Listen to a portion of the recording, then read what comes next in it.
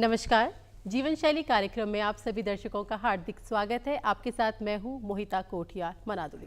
दर्शकों, भारत एक युवा राष्ट्र है। यहाँ की लगभग 40% जो आबादी है वो 18 वर्ष से कम आयु वर्ग के बच्चों की है, युवाओं की है। तो इन्हीं युवाओं के कंधों पे, मजबूत कंधों पर ये उम्मीद, ये जिम्मेदारी है कि वो भारत को सशक्त और मजबूत बनाए। तो और ये जिम्मेदारी का निर्वहन हमारी युवा पीढ़ी बेशक बहुत बखूबी कर रही है, लेकिन वही इन्हीं युवाओं में एक वर्ग ऐसा भी है जो नशे की गिरफ्त में लगातार बढ़ता जा रहा है।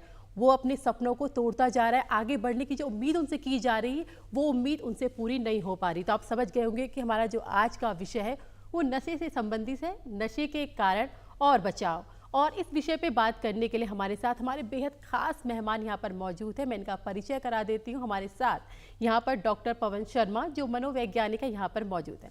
सर, बहुत बहुत स्वागत है। धन्यवाद मोहिता जी। दर्शकों, कार्यक्रम की शुरुआत करूं से पहले आपको बता दूं कि लगभग भारत की 20% जो आबादी है वो इस वक्त नशे की गिरफ्त में है। ये आंकड़े हमारे लिए सच में डराने वाले हैं। तो इस विषय में बात करने के लिए हमारे साथ हमारे मेहमान यहाँ पर मौजूद है। पवन जी, देखिए, मैं कार्यक्रम की शुरुआत करूं इससे पहले मैं एक कोटेशन यहाँ पे रखना चाहूंगी कि हमारे जो गौतम बुद्ध थे उन्होंने ये कहा था कि जिस राज्य में मदिरा को सम्मानित किया जाएगा वहां पर जो औषधियां वो निष्क्रिय हो जाएंगी और वहां पर बहुत भयंकर भूचाल आ जाएगा। तो क्या ये उस वक्त सोचा जा चुका था कि जो नशा है वो इतना भयानक रूप ले लेगा? बिल्कुल, आप ये कह सकते हैं कि जब से मानव जाति शुरू हुई है और उन्होंने कभी कभी किसी नशे के एक आदी हुए हैं या कभी स्वाद लिया है, ये तो तब से जाना जा रहा है। क्योंकि आए दिन आप देखेंगे गौतम बुद्ध से बहुत पुराने समय में भी नशा ही एक ऐसा कारण होता था जिसकी वजह से समाज में अपराध होते थे और बड़ी बड़ी लड़ाइयाँ भी इन्हीं सर्वे वजह से हो गई हैं। जी, एक मनोवैज्ञानिक के तौर पर, क्योंकि हम नशे के बारे में यहाँ पे बात कर रहे हैं, तो आप नशे को परिभाषित कैसे समझते हैं? नशा क्या है? नशा बहुत सिंपल भाषा में ऐसा होता है कि कोई भी आदत या व्यवहार अगर आपके व्यक्तिगत स्वास्थ्य के लिए हानिकारक है या समाज के लिए किसी तरह से हानिकारक है, वो नशे में आएगा। डॉक्टर साहब, क्यों ऐसा होता है कि हम लोग नशे के आदी हो जाते हैं? वो क्यों, कहाँ से उत्पन्न होता है? देखिए, ये बहुत आसान सा तरीका होता है। मैं आपको एक प्रयोग की तरफ से दिखा सकता हूँ कि हमारा जो दिमाग होता है उसके अंदर एक डोपामीन नाम का केमिकल होता है जो कि प्लेजर केमिकल होता है, यानी रिवॉर्ड केमिकल, जो हमें जीत के लिए बताता है कि हमें कुछ उपलब्धि हुई। और ये तब से है जब से हम मानव जाति शुरू हुई है। क्योंकि जब भी डोपामीन होता था वही एक कारण होता था कि हमें आगे बढ़ने के लिए, काम करने के लिए, शिकार करने के लिए, कमाने के लिए, रिश्ते में जाने के लिए या जिंदा रहने के लिए, घूमने भटकने के लिए प्रेरित करता था। लेकिन आज के समय में आप देखेंगे कि पूरा समाज ऐसा हो गया है कि वो सिर्फ कुर्सी में बैठ करके या सिर्फ स्वाइप करता है राइट और लेफ्ट, ऊपर नीचे, तो उसलिए अब हमारी शारीरिक गतिविधि कम हो गई है। तो पहले समय में हमारा जो रिवॉर्ड था वो बहुत सारा मेहनत करने के बाद हमें इनाम मिलता था। तब वो डोपामीन हमारे लिए दिमाग में केमिकल रिलीज होता था जो कि हमारे आगे प्रीफ्रंटल कॉर्टेक्स में जाता था और हमें ये एहसास दिलाता था कि हमने कुछ अचीव करा है। लेकिन अब ऐसा नहीं हो रहा है। अब हम लोग शॉर्ट टर्म में जा रहे हैं और बहुत जल्दी छोटी छोटी चीज़ें को देखते हैं। मैं आपको उस प्रयोग के माध्यम से बताता हूँ कि किस तरह से काम करता है। हम जब भी कभी किसी जगह पे काम कर रहे होते हैं या किसी स्थिति पे बैठे होते हैं तो हमारी टेक्निकल भाषा में उसको हम कहते हैं होमियोस्टेटिस, यानी समस्थिति। यानी जब आप किसी ठंडे माहौल में जाएंगे तो थोड़ी देर आप देखेंगे उसके आदी हो जाएंगे। जब आप गर्म माहौल में जाएंगे तो फिर थोड़ा सा आप उसी के आदी हो जाएंगे। यानी सुख में भी आप जाएंगे तो शुरुआत में जो उत्तेजना होती है आपको, वो बहुत सारा डोपामीन रिलीज करता है। उसके थोड़ी देर बाद आप देखेंगे तो आप वहाँ पे बोर भी हो सकते हैं। तो इसी तरह से जब कभी भी कोई व्यक्ति पहली बार नशे का एक स्वाद चखता है, चाहे वो अल्कोहल हो या ड्रग्स हो या पोर्नोग्राफी हो या सोशल मीडिया हो या कोई भी ऐसी चीज, तो वो पेन और प्लेजर के बीच में झूलता है। वो प्लेजर बहुत ज्यादा हो जाता है। जब ज्यादा होता है तब इसके बाद हमारा ब्रेन, जो कि हमारा न्यूरॉन सिस्टम ऐसा बना हुआ है कि वो पेन और प्लेजर एक ही भाग से गवर्न होता है। तो वो समस्थिति बनाने के लिए बहुत समय तक आपके पास प्लेजर नहीं रखता है। जो हमारे रिसेप्टर्स होते हैं उनको वो शट डाउन कर देता है, यानी आप कह लीजिए डॉकिंग स्पेस को हटा देगा। वो जो बाकी एंडोर्फिन है, जो बाकी आपका प्लेजर केमिकल है, वो सारा इधर उधर बिखर जाएगा। तब उसके लिए वो शुरू करता है पेन देना, यानी आपके पास गिल्ट आएगी, दुख आएगा, शेम आएगा, कुछ और ज्यादा उत्पत्ति आएंगी, फाइनेंशियल लॉस होंगे, आपको ब्रेकअप्स याद आएंगे, रिलेशनशिप टूटते हुए दिखेंगे। तब वो आपको उस समस्थिति में लाने के लिए काम करेगा। मतलब ये हमारे दिमाग की एक मनोस्थिति है।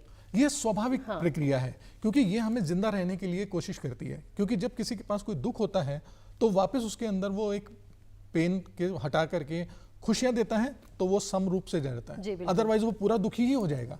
और अगर वो खुश होता है तो उसको खुश होने के बाद वापस न्यूट्रल करना पड़ता है, नहीं तो वो खुश खुश खुश होकर के ना जाने सपने में क्या करता रहेगा वो, तो वो एक स्वप्न की जीवन में जिएगा। इसलिए ये समस्थिति जिसको हम होम्योस्टेसिस कहते हैं, ये ही स्थिति ऐसी होती है जो हमें जीवन की परिस्थितियों में सम रूप से चलने के लिए और जिंदा रहने के लिए, समाज में अपनी चीज़ों को बनाए रखने के लिए मदद करती है। लेकिन जब कोई आदी होने लगता है या कोई नशा करता है, तो मैं आपको बताना चाहूँगा कि जो डोपामीन हमें करीबन 20 घंटे की मेहनत के बाद हमारे दिमाग में जिस तादाद में पैदा होता है, वो सिर्फ 2 पैग यानी थोड़े से अल्कोहल को कंज्यूम करते ही तुरंत एक ब्लास्टिंग कर देता है जी। यानी एक बहुत शॉर्ट टर्म में मिल जाता है। और इसी तरह से कोई भी नशा जो भी किसी व्यक्ति को होता है, तो वो इतना ज़्यादा खुशी देता है, इतना ज़्यादा डोपामिन मिलता है, तो वो उसका आदी होने के बाद वो कहता है बस ये ही शॉर्ट तक तरीका है, यानी अब इतनी मेहनत कौन करे। यानी जो व्यक्ति अगर 10 घंटे जिम में जाने के बाद अगर 5 मिनट की खुशी लेगा, तो उससे अच्छा है कि वो कहता है हम ये कर लें। बिल्कुल डॉक्टर साहब, ये कह सकते हैं कि चाहे हम खुश हैं चाहे हम दुखी हैं, दोनों ही परिस्थितियां हमें नशे के तरफ अग्रसर कर रही हैं। हाँ, देखिए इसमें होता क्या है कि एक तो खुशी वाला काम है जी। खुशी में तो हम कहीं पे भी प्लेजर केमिकल है, डोपामीन हमें वो लेके जाता है। जी बिल्कुल। जब हम रोक देते हैं उसको, तो हमारे पास दुख होता है, गिल्ट होता है। और कई बार ऐसे भी लोग हैं कि उस गिल्ट को ओवरकम करने के लिए, जैसे आज की भागदौड़ की जिंदगी में देखेंगे आप, तो बच्चे हों या हम जैसे लोग भी सामाजिक जीवन में कहीं भी हम लोग को खुशी इतनी नहीं मिल पाती है, दुख के कारण बहुत सारे हैं। तो उस दुख के कारण को हम भुलाने के लिए या तो उतनी ही मेहनत करें या उतने ज़्यादा खुशनुमा माहौल में रहें, वो संभव नहीं है। उसके लिए हमारे पास ये सिंथेटिक केमिकल अवेलेबल है जी। तो कभी भी हम थोड़ा सा सिंथेटिक केमिकल लेते हैं और कहते हैं खुश हो गए हम, तो उस स्थिति में आने के लिए हम इन चीज़ों के आदी हो जाते हैं और फिर ये हमारी आदत में शुमार हो जाता है। ये बिल्कुल उस तरह से हो जाता है जैसे अगर कोई सुबह उठता है तो कहता है यार जब तक मैंने चाय नहीं पी तब तक मज़ा नहीं आएगा। और ये नशा सिर्फ मोबाइल, इंटरनेट, अल्कोहल इस तक सीमित नहीं है, शुगर, चीनी का ही एक बहुत बड़ा हमारे पास एडिक्शन है, जो कि चीनी के लोग एडिक्टेड हो जाते हैं तो थोड़ी थोड़ी देर में चीनी खाते रहेंगे, क्योंकि चीनी भी सेम वही काम करती है जो बाकी अदर केमिकल कर रहे हैं। जी डॉक्टर साहब, एक प्रश्न ये भी उठता है, जब हमें किसी चीज़ की आदत हो जाती है, हमें किसी चीज़ की लत लग जाती है, उसे छोड़ना बहुत मुश्किल हो जाता है, तो वो एक माइंडसेट कैसे हम प्रिपेयर करें? क्योंकि देखिए नशा मुक्ति केंद्र होते हैं, लेकिन वो माइंडसेट हम खुद से कैसे प्रिपेयर करें कि हमें ये चीज़ छोड़नी है? देखिए ये सारा खेल आपको इसी में पेन और प्लेजर में मिलेगा कि जब कभी भी कोई इतना अल्कोहल या कोई प्लेजर केमिकल ले लेता है और खुश हो जाता है, उसके बाद जैसे ही आपका ब्रेन वापस दुख पे लाके आता है, तो ये कभी भी सम स्थिति पे नहीं हो पाता, या तो ये ज़्यादा होगा जी और या ये ज़्यादा होगा। तो जब कभी भी दुख इधर ज़्यादा होगा तो अब वो व्यक्ति फिर ये कहता है अरे मैंने गलत किया, मैंने ये नशा करा, मेरे पैसे भी नुकसान हो गए, मेरी सेहत भी नुकसान हो रही है। अब ये दुख को हटाने के लिए वो फिर से प्लेजर केमिकल की तरफ जाएगा, यानी ये लूप फिर से चलता रहेगा और वो इसी में ही सिमट के रह जाता है। यानी खुश हुआ तो भी और दुख हुआ तो भी, क्योंकि ये शॉर्ट टर्म है। अगर वो शारीरिक गतिविधि करे या दूसरे काम करे या समाज में लेकर लोगों के साथ जुड़े, एक्सरसाइज करे, वॉक करे या बाकी और गतिविधियों में व्यस्त रहे, तो शायद उनको इन सब चीज़ों की जरूरत ना पड़े। इसीलिए योग, मेडिटेशन और बाकी चीज़ें कराई जाती हैं। और लोग इसलिए वहाँ पर अटके रहते हैं क्योंकि जब भी कभी, ये रिसर्च में भी हम लोग के सामने आया है कि जब आपका एक प्लेजर किसी चीज़ के साथ न्यूरल पाथवे जुड़ जाता है, आप जब छोड़ देते हैं उसको और बाद में कोई भी एक स्ट्रेसर आता है, यानी कभी भी चिंता और परेशानी आती है, तो आदमी फिर उसी नशे की तरफ चला जाता है। ये अक्सर आपने देखा होगा, जो लोग सिगरेट के आदी होंगे कभी भी, तो आप देखेंगे उनको थोड़ी सी टेंशन वाली बात बताइए, उनको पता भी नहीं चलता उनका हाथ कब जेब में गया, उन्होंने सिगरेट निकाली और पी भी ली, यानी उनको अभी पता भी नहीं चला है, वो कॉन्शियस नहीं है, लेकिन ये अब ऑटोमेटिक बिहेवियर में शामिल हो गया है। जी डॉक्टर, यहाँ पे आपने एक बात कही कि जो नशे के आदी हो जाते हैं उन्हें क्या करना चाहिए? लोगों से मिलना चाहिए, उनसे बातचीत करनी चाहिए। लेकिन नशा करने वाले जो लोग होते हैं उनका ये भी एक तथ्य रहता है, क्या आपको लगता है कि जो अलगाव है वो नशे की वजह होती है, नशे की वजह से अलगाव रहता है? ये जैसा मैंने आपको बताया, ये दोनों का लूप काम करता है, क्योंकि जो भी व्यक्ति अकेला है, हमारी टर्म में हम कहते हैं इसको हॉल्ट यानी HALT, यानी हंगर, एंगर, लोनलीनेस और टायर्डनेस। ये खास तौर से 4 चीजें ऐसी हैं जो कि किसी भी व्यक्ति के लिए स्ट्रेस बढ़ाती हैं, तनाव बढ़ाती हैं, और जैसे ही वो तनाव आएगा उसका मानसिक स्वास्थ्य कमजोर होगा। नशा होना इसका मतलब समझ लीजिए कमजोर मानसिकता की निशानी है, और वो मानसिकता के लिए वो तुरंत कोई ना कोई एक सहारा लेता है, चाहे वो शॉपिंग करे, चाहे वो इंटरनेट ब्राउजिंग करे, चाहे सोशल मीडिया में जाए, वो अकेले में आता है, फिर आइसोलेशन में होता है, और जब अकेले रहने लगता है तो समाज से थोड़ा सा दूर होता है, कटता है, और वो समाज की उन सारी चीज़ों से बचना शुरू करता है जो लोग आमतौर पे पूछते हैं कि भाई फाइनेंस तुम्हारा कैसा है, नौकरी कैसी है, आमदनी कैसी है, पढ़ाई कैसी है। तो इन सब चीज़ों के जवाब ना देने की वजह से वो अकेलापन में आकर के इन चीज़ों के साथ व्यस्त हो जाता है, और फिर वो जब इतना दूर हो जाता है तो कभी भी किसी के साथ जुड़ने में उसको बहुत दिक्कत होती है, तब वो परेशानी होती है और वो आइसोलेशन यही चीज़ें बढ़ाता है। जी, तो डॉक्टर साहब आज के समय में जैसे आंकड़े लगातार बढ़ते जा रहे हैं, तो क्या हम नशे को मानसिक बीमारी से तुलना कर सकते हैं इसकी? आप मानसिक बीमारी ही कहेंगे इसको, क्योंकि ये कमज़ोर मानसिकता की निशानी है। और आपको जानकर के शायद बहुत ज़्यादा आश्चर्य होगा कि जितने भी कारण अगर कोई गिनाता है नशे के लिए, चाहे वो अकेलापन हो, फाइनेंशियल लॉस हो, रिलेशनशिप टूटना हो, या समाज में कोई ऐसी बात हो, या दोस्तों की वजह से आदी हो, लेकिन ये रिसर्च करा गया है कि 50 से 60% एडिक्शन लोगों को जेनेटिक कारणों से होता है। जी। यानी अगर हमारे परिवार में कोई ऐसा है जो कि नशे का आदी है, तो यकीनन वो बच्चे या वो उनके आगे आने वाली पीढ़ी नशे की तरफ ज़्यादा से ज़्यादा अट्रैक्ट होगी और वो उसमें संलिप्त जरूर होगी। डॉक्टर साहब, तो यहाँ पर अगर, क्योंकि हमें कुछ चीज़ें पता नहीं होती, जैसे आपने आनुवंशिक यहाँ पर बात करी कि नशा भी एक आनुवंशिक रूप में आगे बढ़ सकता है, तो क्या हमें शुरुआती दौर पे ही, जब आपकी नई पीढ़ी आने वाली है, तो क्या हमें काउंसलिंग नहीं करनी चाहिए? इसमें ये तथ्य भी हमें उजागर करना चाहिए जनता के सामने। ये अनफॉर्चुनेटली हमारे लिए बहुत बुरी चीज़ है, क्योंकि हमारे यहाँ क्या होता है कि जब भी कोई बच्चा, घर का कोई भी पीढ़ी नशे में आदी होता है, और ऐसा नहीं होता है कि उसको घर वालों को नहीं पता चलता, घर वालों को पता चल जाता है। घर वालों को पता चलता है ये पैसे कहीं उड़ा रहा है, या हो सकता है उसकी निशानी से पता चल जाए कि ये किसी न किसी नशे में संलिप्त है, लेकिन उसको वो कहीं ना कहीं टालते हैं और टालते हैं। 2 लोग समझाएंगे, 4 लोग समझाएंगे, 5 लोग समझाएंगे, 10 लोग समझाएंगे, लेकिन वो नहीं मानेगा। तब भी वो कहीं ना कहीं किसी पेशेवर की मदद नहीं लेते, और उसके बाद जब वो बहुत ज़्यादा आदी हो जाता है, उसको पैसे पूरे नहीं होते या उसकी डिमांड पूरी नहीं होती, तो वो कहीं ना कहीं ऐसा आक्रामक, हिंसा वाला व्यवहार करता है, जिससे या तो परिवार के लोगों को कोई चोट पहुंचती है, या परिवार की कुछ ख्याति या नाम इस पे बट्टा लगता है। तब वो उठा करके रिवेंज लेने के लिए कहते हैं अब इसको नशा मुक्ति केंद्र में डाल दो। इससे पहले वो इसकी कोशिश ही नहीं करते। नशे को रोकना हो तो सबसे पहला काम होता है कि उसकी प्राइमरी स्टेज पे उसको रोका जाए, ताकि हम उसको बता सकें कि इसका भला बुरा क्या है, फायदा नुकसान क्या है।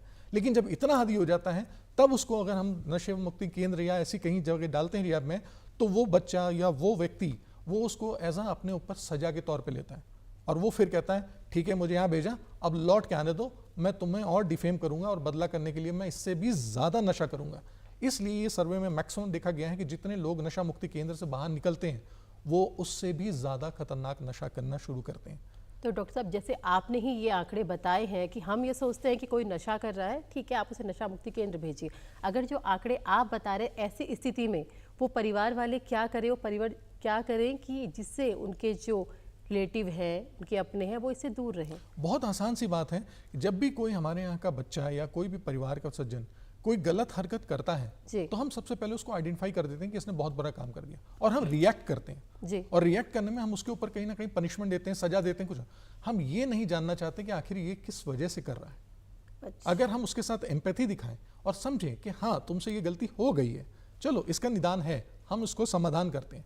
और किसी, अगर खुद वो नहीं समझा पा रहे हैं, कोई बड़ा बुजुर्ग नहीं समझा पा रहे हैं, तो किसी पेशेवर की मदद लें। अगर शुरुआती जगह पे हम मदद ले लेंगे, तो इन सब चीज़ों का कारण, देखिए कोई भी नशे की तरफ अगर जाता है तो उसका सबसे पहला ये कारण होता है कि उसको अपने जीवन, अपने परिवार, अपने संस्था के साथ लगाव नहीं है। अब वो उसको डिफेम करना चाहता है। आपको ये जान करके बहुत बड़ा ताजुब होगा कि जो लोग नशे में बहुत ज़्यादा संलिप्त हो गए युवा हैं, उनसे जब पूछा जाता है तो वो कहीं ना कहीं डोमेस्टिक अब्यूज़, वायलेंस और पिता या माता की तरफ से बहुत ज़्यादा जलील करे गए हैं या मारे गए हैं, उस कुंठा में वो कहते हैं कि मैं ऐसा व्यवहार करूंगा समाज में जिससे मेरे परिवार का कहीं ना कहीं नाम खराब हो, उनकी बेइज्जती हो, और तब वो कहीं सड़क में गिरा पड़ा होगा, नहीं बोला जाएगा गुप्ता जी का बेटा, शर्मा जी का बेटा, या आपका फलानी का बेटा वहां मिला था, तो उसको कहीं ना कहीं खुशी मिलती है। इसको हम कहते हैं सैडिस्ट प्लेजर पर्सनालिटी। वो दूसरे को खुश देकर, दुख देकर उसको खुशी होती है। तो मतलब यहाँ पे डॉक्टर साहब ये बात भी सामने आ रही है कि मतलब पारिवारिक और सामाजिक जिम्मेदारियां यहाँ पर वो भी तय करनी होंगी। जरूर, अगर इसके नशे के लिए बात करनी है, हम नशा मुक्ति, हम परिवार चाहते हैं, अपनी पीढ़ी चाहते हैं, तो मैं आपके माध्यम से ये बहुत ज़रूर कहता हूँ कि ये सिर्फ कहने वाली बात नहीं है। हमें सबसे पहले वो कदम उठाने होंगे कि कहीं भी सामाजिक जगह हो, वहाँ पर किसी भी तरह का नशा उपलब्ध नहीं होना चाहिए। आज अगर आप देखेंगे कि अगर मैं आपसे बोलूँ कि पार्टी, और पार्टी सुनते ही, शायद आपके दर्शक जो अभी देख रहे हैं, पार्टी सुनते ही उनको सबसे पहले एक चीज़ ध्यान आएगी, क्या क्या इंतजाम होगा। जी बिल्कुल। वो पार्टी और समारोह का पूरा कार्यक्रम नहीं देखते, वो ये देखते हैं वहां इंतजाम क्या होगा। और इस तरह से आप समझ लीजिए कि ये इतना जरूरी हो गया है कि कई बार हमारे समारोह का नाम भी इसी पे पड़ा है, जैसे कॉकटेल। यानी वो उसका एक हिस्सा नहीं है, वो समारोह नहीं है, लेकिन वहाँ होना ये ज़रूरी है। और कहीं ना कहीं बच्चे ये चीज़ देते हैं, जब कोई बड़े ऐसे समारोह में शामिल होते हैं और उनको ये अधिकार होता है, तो हर एक बच्चा चाहता है मैं बड़ों की कैटेगरी में शामिल हूँ, तो वो उस तरह के व्यवहार करना शुरू करता है ताकि मुझे भी बड़ों का प्रिविलेज मिल सके। तो या तो वो समारोह में करेगा, नहीं कर रहा है तो वो हरकतें वो अकेले में करेगा या दोस्तों के साथ करेगा। तो कहीं ना कहीं हम ये उत्प्रेरक बना रहे हैं। और जिस तरह से मैंने आपको बताया कि 50 से 60% ये जेनेटिक है, तो अगर हमारे घर में, हमारे परिवार में किसी भी नशीली वस्तु या नशीले पदार्थ का या सेवन या कोई आदतें ना करी जाएं, तो यकीनन हम बच्चों को नया उदाहरण दे सकते हैं। और हमारी नई पीढ़ी कोई भी हो, वो शब्दों से नहीं सीखती है, वो उदाहरण से सीखती है। तो अगर हम उसके सामने उदाहरण सेट करेंगे तो बहुत आसान होगा। मैं इस प्लेटफॉर्म पे आपके साथ बताना चाहता हूँ, शेयर करना चाहता हूँ, ये मेरे परिवार की घटना है कि मेरे पिताजी मेरे जन्म के समय से चेन स्मोकर थे, उससे पहले भी। लेकिन जिस वक्त मेरा कॉलेज में एडमिशन हुआ, उसी दिन उन्होंने वो सिगरेट छोड़ दी। और उनका सिर्फ ये कहना था कि मेरा बेटा अगर कॉलेज में गया और सिगरेट पीने लगा दोस्तों के साथ, तो मैं उसको रोक नहीं पाऊंगा। तो कहीं ना कहीं उन्होंने ऐसा कदम उठाया, और मैं नहीं जानता कि उनको क्या चीज़ समझ में आई होगी, उन्होंने कैसा कदम उठाया। तो बच्चों को पालते हुए आपको हमेशा अपनी कुछ ऐसी आदतें, ऐसी चीज़ें छोड़नी चाहिए जो आप कभी भी नहीं चाहते हैं कि मेरे बच्चों को भी हो। जी डॉक्टर साहब, हम जानते हैं कि गलतियां क्या है, क्या चीज़ गलत है। नशा गलत है, इतने सारे एड्स आते हैं, हम मूवीज़ देखने जाते हैं पीवीआर, वहाँ भी इतने बड़े बड़े एड्स आते हैं, उसके बावजूद हम जानते हैं ये चीज़ गलत है, फिर भी हम आगे बढ़ते हैं। ये रोमांच, अगर आप देखेंगे तो हमारी साइकोलॉजी में ये कहा जाता है कि जो भी चीज़ आप नहीं करेंगे आपका दिमाग उसी तरफ जाएगा, क्योंकि हमारे न्यूरोलॉजी में नहीं का कॉन्सेप्ट ही नहीं है। यानी अगर मैं आपसे अभी कहूं कि नीले पेड़ के बारे में मत सोचिए, तो मैं पक्का वादा कर सकता हूं आपके और दर्शकों के दिमाग में अभी तक नीले पेड़ की छवि छप चुकी होगी, और उसमें लाल रंग के फूल हैं ये भी मत सोचिए, वो फूल भी लग गए होंगे जी। तो हम ज्यादातर नहीं पे काम करते हैं, जबकि नहीं का हमारी साइकोलॉजी में कोई कॉन्सेप्ट ही नहीं है। अगर हम चाहते हैं कि नशा ना किया जाए, तो उसकी जगह हमें यह बदल के बोलना पड़ेगा, कृपया स्वस्थ जीवन शैली अपनाएं। जी, हमें अपने शब्दों को का जो चयन है वो थोड़ा परिवर्तित करना हमें होगा। ये जानना होगा कि हमारे न्यूरोलॉजी किस तरह से काम करती है, हमारा दिमाग किस तरह से आदेश लेता है, किस तरह से व्यवहार बनते हैं और किस तरह का कम्युनिकेशन करते हैं। क्योंकि आप जिस तरह का अपने से कम्युनिकेशन करेंगे, यही आपकी लाइफ की क्वालिटी होगी, यही कम्युनिकेशन का क्वालिटी होगी। तो जिस तरह की लाइफ आप जीना चाहते हैं, आप बेहतर खुद से संवाद करें, उसी तरह का संवाद आप बाहर कर पाएंगे, तो आप देखेंगे जीवन की क्वालिटी बदल जाएगी। जी डॉक्टर साहब, हम देख रहे हैं कि अब जो नशा करने का तरीका है वो भी काफ़ी परिवर्तित हो गया है। पहले हम देखते थे कि हम देख के पहचान सकते थे कि इसने नशा किया होगा, लेकिन अब बहुत तरह के ऐसे नशे हैं कि आप पहचान भी नहीं सकते। तो अगर कोई परिवार के लोग हैं, परिजन है, वो कैसे पहचाने कि आपका बच्चा नशे का आदी हो गया है? बिल्कुल, देखिए कुछ ऐसी आदतें होती हैं जो हर कोई नशे वाला व्यक्ति, उसकी ज़रूरतें भी होती हैं और उसका व्यवहार होता है। जी। सच है, सबसे पहला काम होगा, पैसे की ज़रूरत बढ़ेगी, क्योंकि नशा उसको कहीं से भी फ्री नहीं मिलेगा। जी। हाँ, शुरुआत में लत लगाने के लिए जरूर कोई ना कोई देता है, लेकिन उसके बाद वो पे बैक करना पड़ता है। तो अगर वो आप देख रहे हैं कि ये अनुचित पैसे मांगना शुरू कर रहा है, तो आपको समझ जाना चाहिए अनुचित खर्चे कर रहा है, किधर हो रहे होंगे, क्या हो रहे होंगे। फिर उसके सोने की, उठने बैठने की, भूख में दिक्कत आ रही है, आदतें बदल रही हैं, खाना कम कर रहा है, सो ज़्यादा रहा है और गलत समय पे उठ रहा है, गलत समय पे सो रहा है, और उसकी शारीरिक गतिविधियां बड़ी स्लो हो रही हैं। आए दिन आप देखेंगे वो सुस्त सा दिख रहा है। तो ये सब सिम्टम्स समझिए कि आपके जो इसकी दिनचर्या गलत हो रही है, इसका मतलब ये किसी न किसी ऐसे नशे पदार्थ में संलिप्त हो रहा है। तो तुरंत आप उससे बात करिए। हाँ, कभी भी इस तरह से ना बात करें कि सीधे आइडेंटिटी बात करें, आप उससे चुनौती के बारे में पूछें। और यकीनन अगर आप एक अच्छे दोस्त की तरह से बात करेंगे, तो जिस तरह से वो बाहर के दोस्तों को अपनी बातें बताता है, वो शायद आपको भी अपनी चुनौती बताए।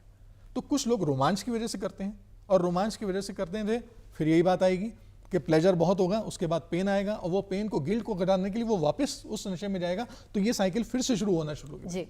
इसलिए अच्छा है कि आप अगर घर में उसको स्वस्थ माहौल दें। और आज हमारे पास बाहर ऐसा है कि हम कहीं पे भी किसी को बचा नहीं सकते, बहुत सारी इंफॉर्मेशन है, बहुत सारी तकनीक है, लेकिन अगर हम सतर्क रहेंगे, सावधान रहेंगे, तो शायद इनको हम समय पर रोक पाएंगे, जो कि आगे आने वाले समय पर बहुत ज़्यादा नुकसान हो सकता है। डॉक्टर साहब, अगर आप नशा कर रहे हैं, जो नशा करता है, क्या ये उम्मीद की जाए कि उसको गुस्सा बहुत आएगा या फिर वो अपराधों में संलिप्त होगा ही?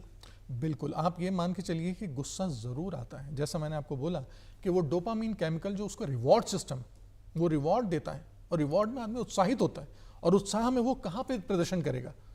उत्साह में वो कूदेगा, उछलेगा, कुछ ना कुछ करेगा, हाइपर होगा। हाइपर होने में जैसे वो प्रदर्शित करेगा, आपको समझ जाना चाहिए ये कुछ काम गड़बड़ कर रहा है। और इसके बाद उसका जो पेशेंस लेवल है, बर्दाश्त करने की क्षमता है, वो कमज़ोर होगी। वो कम होगी, वो गुस्सा भी करेगा, झड़ गया। हाँ, अपराध इसलिए हमेशा आएगा क्योंकि जब भी आप देखेंगे कि जो मैंने आपको बोला समस्थिति, आप नॉर्मल लाइफ जिएंगे, पसंद नहीं आएगा। अब आप वो चीज़ें ढूंढेंगे जो आपको रिवॉर्ड दे, और रिवॉर्ड देने में एक आम जिंदगी हमें खुशी नहीं देगी। उसके लिए हमें कुछ ऐसा करना पड़ेगा जो नियम तोड़ने पे एक उपलब्धि वाला काम दे। जितने भी लोग ट्रैफिक के नियम तोड़ते हैं वो अपनी जान की वजह से नहीं तोड़ते हैं, वो इसलिए तोड़ते हैं कि मैंने तोड़ा और उसके बाद बच गया, तो वो एक रोमांच हो जाता है, और इस रोमांच की वजह से वो अपराध छोटा करेंगे, बच जाएंगे, फिर और थोड़ा करेंगे, फिर बच जाएंगे। इस तरह से करते करते वो बहुत बड़े अपराधों में संलिप्त हो जाते हैं। आपने पीछे कई बार न्यूज़ में भी देखा है कि बहुत अच्छे घरों के बच्चे चेन स्नैचिंग, गाड़ियां चुराना, इन चीज़ों में लिप्त हैं क्योंकि उनको कहीं ना कहीं पैसे की ज़रूरत है, क्योंकि जो वो नशा है वो पूरा होगा नहीं, और पैसे ज़्यादा लेने के लिए उनको इस तरह के कहीं ना कहीं हरकत करनी पड़ेगी, तो यकीनन अपराध आएगा ही आएगा। और जब कोई नशा ज़्यादा करता है तो उसकी सोचने समझने की ताकत कम होती है, क्योंकि हमारे न्यूरल कनेक्शन वहाँ पे डिस्टर्ब होते हैं, तो वो सही डिसीजन नहीं ले पाएगा और कहीं ना कहीं उसके डिसीजन गलत की तरफ ज़्यादा होंगे। डॉक्टर साहब, हमेशा हम देखते हैं इच्छा शक्ति, जैसे हम देखते हैं कि जब नशे की बात आती है तो नशा शुरू कैसे होता है, तो कहा जाता है कि दोस्तों के साथ बैठे थे, एक दोस्त कर रहा था, उसने आपको दबाव बनाया। जो वो दबाव की स्थिति होती है, क्यों उस दबाव की स्थिति में हम उभर के नहीं निकल पाते, हम दब जाते हैं? देखिए, मैं आपको भी बहुत अच्छे से बताना चाहूँगा कि जब भी हम कभी नशे वालों के लोगों के साथ बात करते हैं तो आप किसी से भी पूछिए, उसका एक ही जवाब होगा, नशा क्यों लगा? मेरे दोस्त की वजह से। जी बिल्कुल, वो हमेशा दोस्त की बात करेगा। तो आपके माध्यम से मैं कहना चाहता हूं कि जितने भी लोग आपको दोस्त की वजह से कहते हैं वो कभी भी आपके दोस्त नहीं हो सकते। उनके लिए हम आपको एक ही लाइन बताते हैं कि सिर्फ आप इतना करें, सी यू लेटर एलिगेटर। यानी अगर कोई भी व्यक्ति आपको नशे की जैसी चीज भले फ्री में दे रहा है तो आप थोड़ी देर के लिए उसको अलग कर दीजिए, दूर कर दीजिए, ताकि आप दोबारा से वो संलिप्त ना हो पाए। और फ्री अगर कोई भी चीज मिल रही है तो समझ लीजिए उसकी कीमत आप है।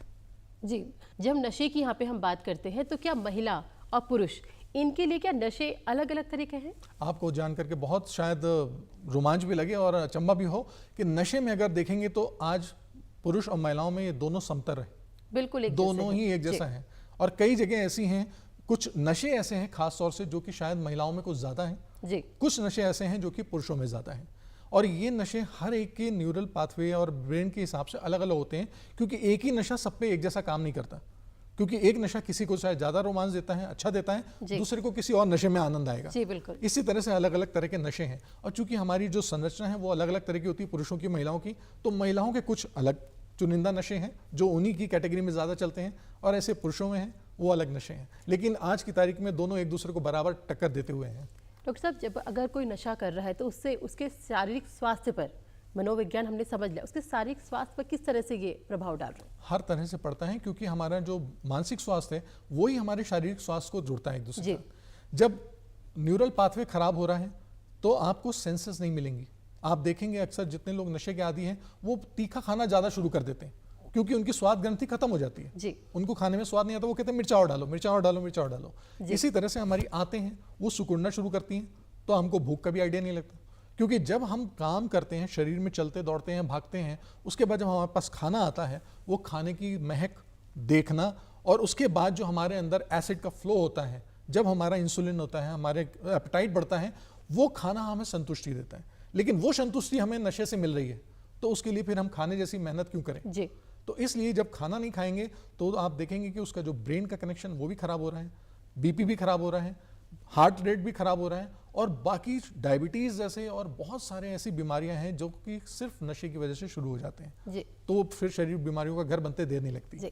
डॉक्टर साहब, बहुत से ऐसे मेरे मित्र हैं या मैं सुनती हूँ कि वो कहते हैं कि हम नशा छोड़ना चाहते हैं लेकिन छोड़ नहीं पा रहे, बहुत कोशिश करी, बहुत सारी मेडिसिन भी आती, तो वो कितनी कारगर होती है नशा छोड़ने के लिए? देखिए, नशा सिर्फ और सिर्फ आपके सोच की वजह से शुरू होता है, उसमें दवाइयाँ ऐसा कुछ नहीं कर सकती हैं। ये हमारे रिसर्च में भी हुआ है कि जब भी कभी कोई नशा करता है उसके बाद जो एक न्यूरल पाथवे बन जाता है, यानी एक आदत बन जाती है। इसी तरह से कई लोग जो नशा मुक्ति केंद्र में जाते हैं या नशा छोड़ते हैं, उसके कुछ समय बाद वो फिर से नशा करना शुरू कर देते हैं, क्योंकि हमारे दिमाग में एक पैटर्न बन जाता है कि हमें अब थोड़ी सी टेंशन होगी, परेशानी होगी, हम फिर से नशा करेंगे। तो जब तक वो नशा मुक्ति केंद्र से बाहर आते हैं या नशा छोड़ते हैं तो कुछ दिन तक अगर वो सामान्य स्थिति चलती है तो वो ठीक रहते हैं, लेकिन यकीनन उनके पास फिर से कोई स्ट्रेसर आता है, कोई परेशानी आती है, तो ऑटोमेटिकली ब्रेन के पैटर्न की वजह से वो फिर से नशे की तरफ अपने आप चले जाते हैं। और ये रिसर्च में भी देखा गया है कि एक बार एक चूहे को हम लोगों ने रिसर्च कर गया, उसमें हमने जब उसको नशा दिया तो वो एक लीवर दबाता था और नशा हम उसको देते रहते थे। जी जब नशा देते रहते थे तो वो लीवर दबाता था, और जब उसने छोड़ दिया, दबाता रहता था, हमने नशा देना बंद कर दिया। जब उसने देखा हमें नहीं मिल रहा है तो वो वापस पिंजरे में घूमने लगा, दूसरे काम करने लगा। और फिर जब हमने उसको करंट शॉक दिया तो जैसे ही उसको झटका लगा, उसने पहले ही जाकर के वो रिसर्च में दबाना शुरू कर दिया कि मुझे फिर से नशा चाहिए। तो यानी हमारा ब्रेन इस तरह से पैटर्न हो जाता है कि जब भी कभी हमारे पास कोई स्थिति आएगी तनाव वाली, परेशानी वाली, तो वो पुराने पैटर्न को फिर से पकड़ लेगा। जी बिल्कुल। तो इसके लिए ज़रूरी है कि अगर आपसे अकेले नहीं हो पाता है तो यकीनन किसी ना किसी की आप थेरेपी लीजिए, साथ लीजिए, क्योंकि आप खुद और खुद से ही लड़ रहे हैं, यानी दोनों तरफ आप हैं और आपसे आप खुद लड़ेंगे तो ये याद रखिए, जीतने की मजा आपको उतना ज़्यादा नहीं आएगा जितना हारने का दुख, क्योंकि खुद ही आप हारे हैं। तो इससे बेहतर है कि परिवार वाला अगर कोई साथ देता है तो अच्छा है, अगर परिवार का कोई साथ नहीं मिल रहा तो पेशेवर की मदद ज़रूर लें। तो इसमें जो नशे के आदी हो गए हैं उनके लिए आपको क्या कहना चाहेंगे कि परिवार उनको कैसे सपोर्ट करे, क्योंकि परिवार का साथ बहुत आवश्यक है। देखिए, परिवार को सबसे पहले तो उनको जो भी हीन भावना या गलत बातें करते हैं, गुस्सा करते हैं, नाराज़गी करते हैं, ये करना बंद करना पड़ेगा। क्योंकि आप जितनी बार उसको गुस्सा करेंगे या जितनी बार उसके साथ ऊट पटांग बातें करेंगे, ये उसको फिर से उस तरफ ही ले जाएगा जो कि उसको आनंद देता है। जी। बेहतर होगा कि आप उसके साथ बात करें, उसकी परिस्थिति समझें कि क्या ऐसा कारण है जिसकी वजह से वो नशा कर रहा है, यानी कौन सी ऐसी समस्या है जो वो सुलझा नहीं पा रहा है जिसके लिए उसको नशे का साधन लेना पड़ रहा है। क्योंकि ज़्यादातर नशा वो कर रहे हैं जिनको नींद नहीं आ रही, चैन नहीं आ रहा, वो नींद चैन लेने के लिए नशा कर रहे हैं। तो अगर आप उनकी समस्या सुनेंगे, समझेंगे और उनके साथ सहानुभूति रखेंगे और उनको ये चीज़ ज़रूर जताइए कि उनका परिवार में बहुत मूल्य है, उनकी ज़रूरत बहुत है। यानी जब तक उनको ये एहसास रहेगा कि मेरा मूल्य है परिवार में, मेरी अहमियत है, वो कभी भी इस तरह के नुकसानदेह आदतों में नहीं लिप्त होंगे, और अगर कोई और हो रहा होगा तो उसको भी रोकेंगे। जी। तो बेहतर है कि आप उनको अपने परिवार में उनका होने का एहसास कराएं। और फिर मैं यही कहूँगा कि अगर हर चीज़ें आपसे नहीं हो पाती हैं तो ज़रूर पेशेवर तक पहुँचें। जी डॉक्टर साहब, मैं अंतिम प्रश्न यही करना चाहूँगी कि आप जो नशा इस वक्त कर रहे हैं और छोड़ना भी चाहते हैं, आप उन दर्शकों को क्या कहना चाहेंगे? और जो नशा छोड़ रहे हैं उनको मैं ये बोल देता हूँ कि अगर आप खुद अपने साथ द्वंद्व कर रहे हैं तो मदद मांगने से बिल्कुल भी मत हिचकिचाइए, क्योंकि जो भी चीज़ें आपको पहले नशे की रफ्तार में ले गई हैं, नशे में गिरफ्त कर गई हैं, आज भी वो आपके पास हैं, आज भी वो कमजोरियां आपके पास हैं। और ऐसे में मदद मांगना कहीं भी शर्मिंदगी वाली बात नहीं है। आप किसी से भी मदद मांगेंगे तो यकीनन आपको एक स्वस्थ जीवन जीने में बहुत मदद मिलेगी। डॉक्टर साहब, बहुत बहुत धन्यवाद हमारे दर्शकों को इतनी महत्वपूर्ण जानकारी यहाँ पर देने के लिए। बहुत बहुत धन्यवाद। ये डॉक्टर पवन शर्मा जो मनोवैज्ञानिक है हमारे साथ मौजूद थे, उन्होंने बताया कि किस तरह आप नशे के आदी बन जाते हैं और किस तरह आप इस नशे को छोड़ सकते हैं। और नशे को छोड़ने में जो सबसे महत्वपूर्ण जिम्मेदारी है वो परिवार की है, क्योंकि परिवार को ये समझना होगा कि अगर कोई नशे पे लत में है तो किस तरह हमें उससे उभारना है उसको और उस नशे से बाहर लेके आना है। नमस्कार।